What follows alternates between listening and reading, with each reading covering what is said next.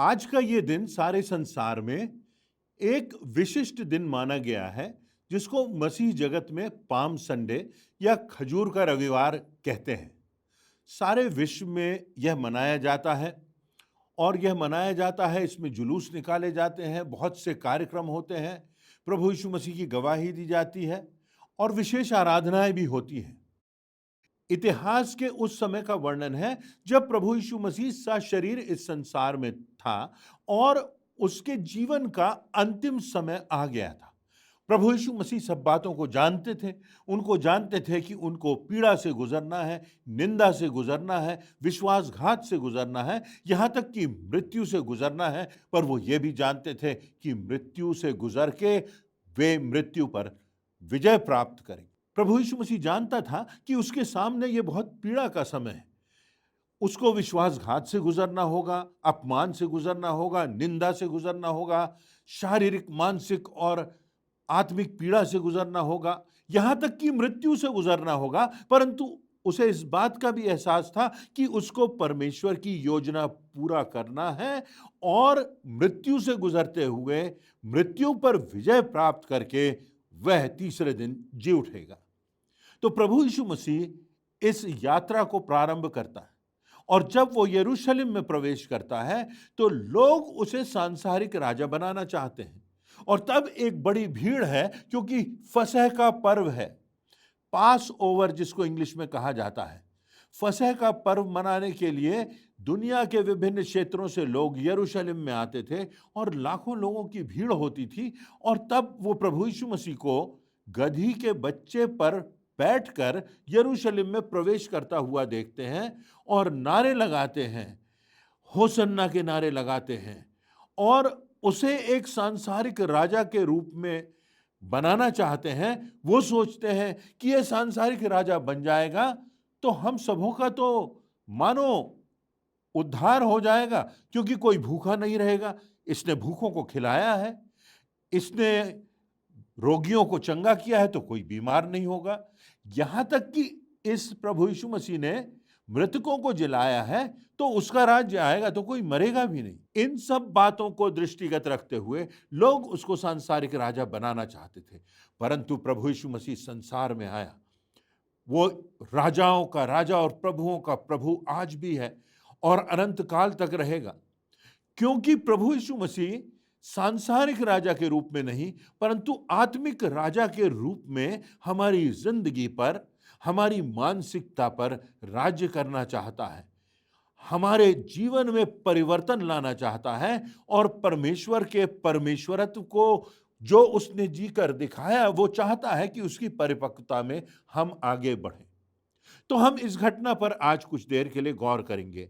इस घटना का विवरण लूका रचित सुसमाचार उसके 19वें अध्याय की 29वीं आयत के आगे पाया जाता है, जहां पर लिखा हुआ है, और जब वह जैतून नाम पहाड़ पर बैतफगे और बैतनिय्याह के पास पहुंचा तो उसने अपने चेलों में से 2 को यह कहकर भेजा कि सामने के गांव में जाओ और उसमें पहुंचते ही एक गधी का बच्चा मिलेगा जिस पर कभी कोई सवार ना हुआ।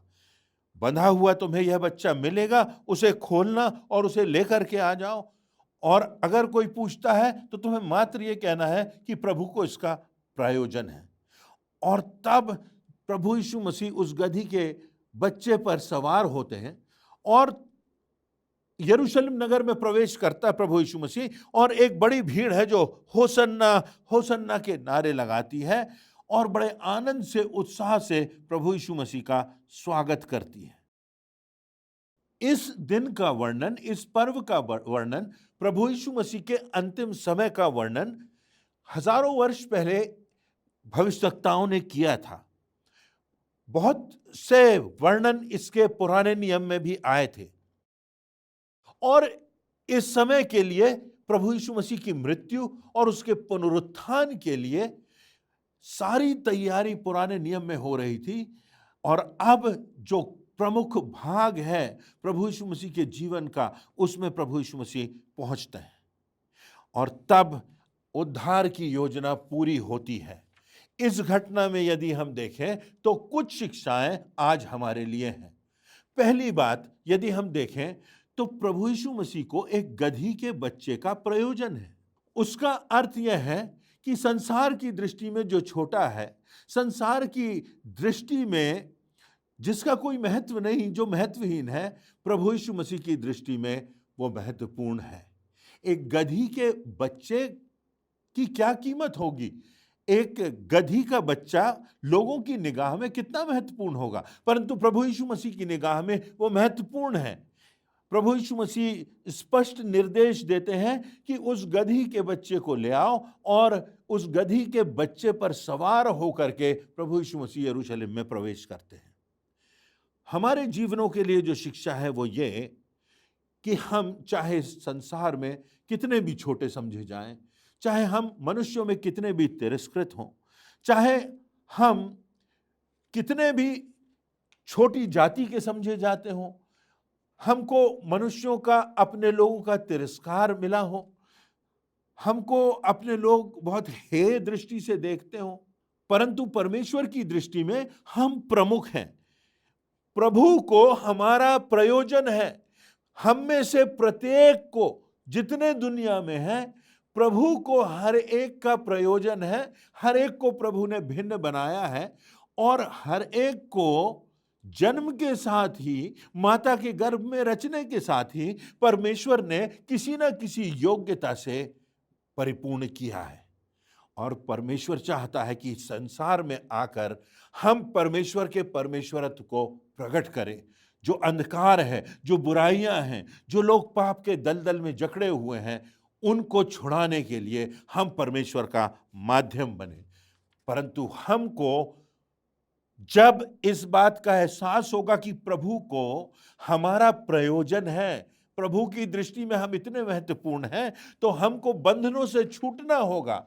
हमको पुरानी परंपराओं से, मान्यताओं से छूटना होगा। हमको ये जाति प्रथा के बंधनों से और तथाकथित मान्यताओं से, जिनसे हम बंधे हैं, उनसे बाहर निकलना होगा, क्योंकि हम सबको परमेश्वर ने रचा है। हम सब उसकी सर्वोत्कृष्ट रचना है। प्रभु यीशु मसीह सबके लिए आया। प्रभु यीशु मसीह ने सबके लिए उद्धार का मार्ग खोला। प्रभु यीशु मसीह ने सबके लिए अपना लहू बहाया। कोई छोटा नहीं, कोई बड़ा नहीं, कोई धनवान नहीं, कोई गरीब नहीं, चाहे कोई कैसी भी पृष्ठभूमि से हो, चाहे कोई कितना भी पापों में लिप्त हो, परंतु प्रभु यीशु मसीह कह रहा है आज हमसे कि मुझे तेरा प्रयोजन है। क्या हम आज प्रभु की आवाज को सुन रहे हैं? प्रभु यीशु मसीह को आपका प्रयोजन है।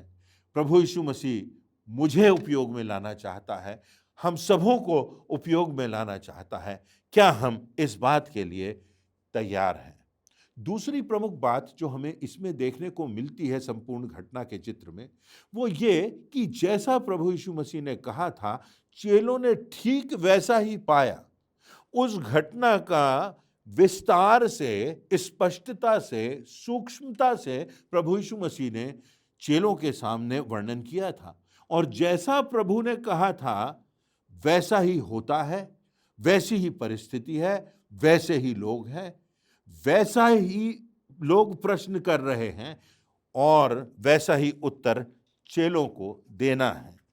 प्रभु को इसका प्रयोजन है, और उसके बाद कोई प्रश्न नहीं होता। वो उस गधी के बच्चे को प्रभु के पास लेकर के आते हैं। प्रभु जो कहता है, प्रभु यीशु मसीह का जो वचन है, उसके अनुसार हमको चलना है। कई बार हमको समझ में नहीं आता कि ये वचन हमको क्या शिक्षा दे रहा है, किस दिशा में ले जा रहा है। बहुत सी बातें हैं हमको उस समय नहीं समझ में आती, परंतु हम में आज्ञाकारिता की भावना होना चाहिए।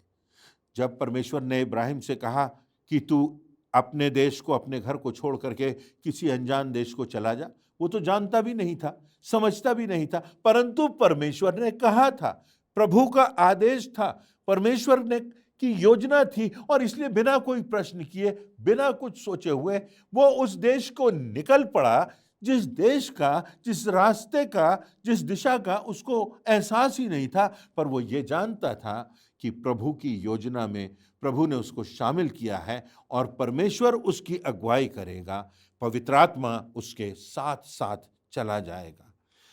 कितनी बार हमारी समझ में बहुत सी बातें नहीं आती, परंतु बात जो है वो विश्वास की है, आज्ञाकारिता की है कि परमेश्वर के वचन में जो लिखा है वो हमको करना है। जब प्रभु यीशु मसीह ने पहला आश्चर्य कर्म काना नगर में किया, तो हम पाते हैं कि प्रभु यीशु मसीह ने कहा कि वहां पर 6 मटके हैं और उन मटकों को पानी से भर दो। लोग सोचते होंगे आवश्यकता दाखरस की है, मटकों में पानी क्यों भरें, इससे क्या होने वाला।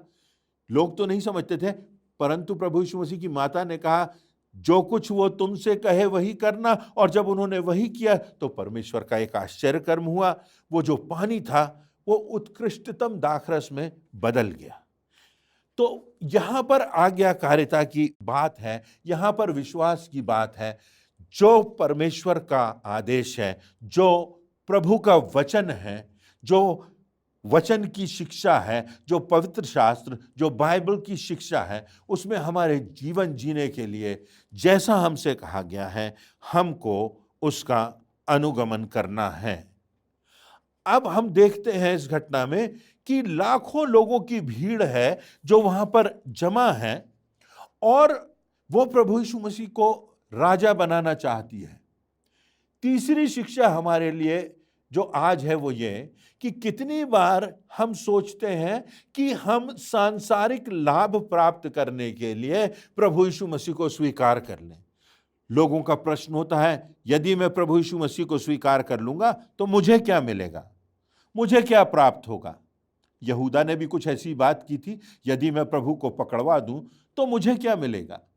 त्वरित लाभ की बात है कि मुझे अभी क्या मिल जाएगा, सांसारिकता में मैं कैसे बढ़ पाऊंगा, कैसे मेरा यश और मेरा नाम और मेरा पद ऊंचा हो जाएगा।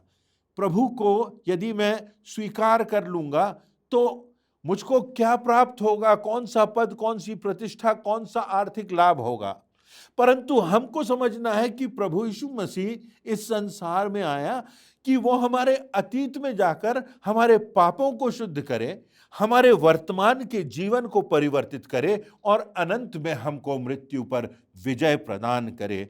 इसलिए हमको प्रभु यीशु मसीह को अपना आत्मिक राजा होने के लिए स्वीकार करना है। प्रभु यीशु मसीह के पीछे भीड़ चली जाती थी और प्रभु यीशु मसीह को इस बात का एहसास होता था कि ये आ रहे हैं शायद इसलिए कि इनकी सांसारिक भूख मिट जाए, इनको कुछ प्राप्त हो जाए। यूहन्ना रचित सुसमाचार के 6वें अध्याय की 26वीं आयत में प्रभु यीशु मसीह कहते हैं, तुम मुझे इसलिए नहीं ढूंढते कि तुमने अचंभित काम देखे, परंतु इसलिए कि तुम रोटियां खाकर तृप्त हुए। कितनी बार हम परमेश्वर से मात्र यही सोचते हैं कि हमें कुछ सांसारिकता में मिल जाए, हमें कोई नौकरी मिल जाए, हमारा विवाह हो जाए, हमको पद मिल जाए, हमको आर्थिक लाभ प्राप्त हो जाए। परंतु परमेश्वर चाहता है कि हम इस बात को समझें कि परमेश्वर हमें अनंत जीवन देने के लिए प्रभु यीशु मसीह को इस संसार में भेजता है। इस संसार को उसने प्रभु यीशु मसीह को बलिदान करने के लिए भेज दिया, अपने स्वयं एकमात्र पुत्र को, जो स्वयं परमेश्वर के साथ था, जो आदि से था, जिसको सब बातों का अधिकार दिया गया, जिसमें परमेश्वरत्व था, जो स्वर्ग के सिंहासन पर विराजमान था, वो इस संसार में आ गया कि वो लोगों का दास बन जाए। उसने पीड़ा सही, उसने निंदा सही, उसने तिरस्कार सहा, उसने मृत्यु को भी सह लिया। क्यों? क्योंकि हम समझें, इस बात को जानें कि हम अधर्म के जीवन में जीकर, पाप के जीवन में जीकर हम अनंत जीवन प्राप्त नहीं कर सकते, हमारा उद्धार नहीं हो सकता, हम स्वर्ग के राज्य में प्रवेश नहीं कर सकते, हम अपने पिता के धाम में प्रवेश नहीं कर सकते। पर यदि हम मानते हैं कि प्रभु को हम स्वीकार करते हैं, प्रभु तेरा धन्यवाद हो क्योंकि तूने मेरे अतीत को बदल दिया, तूने मेरे पापों को धो दिया, तूने मुझे नया जीवन दिया, इस जीवन को तूने सार्थक बना दिया, इस जीवन को तूने दूसरों के लिए आशीषों का एक माध्यम बना दिया और इस जीवन के बाद मुझे अनंत जीवन मिल गया, मेरी आत्मा का उद्धार हुआ, इससे बढ़कर मुझे क्या चाहिए। परमेश्वर चाहता है कि हम इस बात को समझें और तब प्रभु यीशु मसीह को ग्रहण करें, स्वीकार करें। चौथी बात, अंतिम बात, जब प्रभु यीशु मसीह यरूशलेम नगर की स्थिति को देखता है तो प्रभु यीशु मसीह के आंसू बहते हैं। और तब लूका रचित सुसमाचार उसके 19वें अध्याय की 41वीं आयत में लिखा है, जब वह निकट आया तो नगर को देखकर उस पर रोया। यरूशलेम को देखकर प्रभु यीशु मसीह की आंखों में आंसू आ गए, वो रोने लगा और उसने कहा कि जब अवसर तुझे मिला, जब तुझ पर कृपा दृष्टि की गई तो तूने नहीं पहचाना, मैंने तो चाहा पर तूने नहीं चाहा। और इसलिए प्रभु यीशु मसीह के आंसू बहते हैं कि मैंने तो चाहा पर तुमने नहीं चाहा।